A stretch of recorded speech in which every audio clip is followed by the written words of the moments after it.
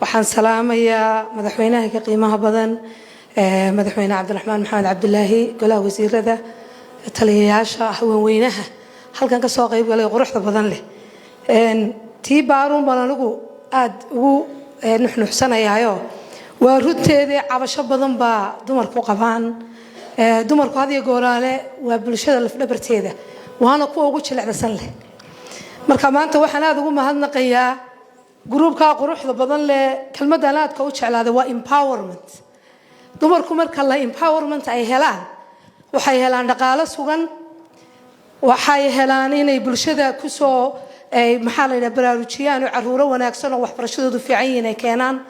waxay contribution ku sameeyaan caafimaadka waxay sameeyaan bulsho caafimaad qabto oo adag oo strong ah oo society dhan bay dhisaan marka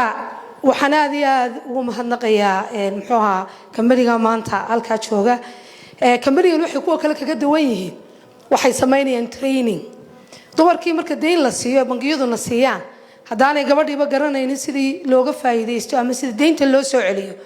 dhibaatay ku noqonaysaa oo de qoortuun baa loo suray dambi aanay ka maaragtay ka baxaynin oo weligeed ka tagaynin laakiin waxay sameynayaan inay sameeyaan training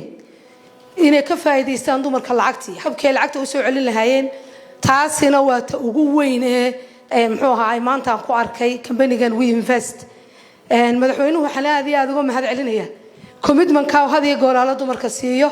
sida ay Xaliimo Weheliye sheegtay aad baan madaxweyne mahadda kugu haynaa mar anagoo golihii wasiirada ah haddana dumar baanu naho had iyo gooraale arrimaha dumarka waxa naga saaran wax dheeraada in dumarka loo naxariisto in dumarka la quweeyo in muxuu ahaa dumarka oo dhan wada buuxin maayaan inay meel walba ka shaqeeyaan laakiin dumar masaakiina oo aan cilmi baran baa jira oo haddii la siiyo waxoogaa yaroo lacaga dee isbedel ku sameynaya bulshada aad baan ugu mahad celinayaa dhammaantiin qolada bangiyadana sida ay sheegtay dabaar dee jeebka furo wax ku soo darsada gruubkan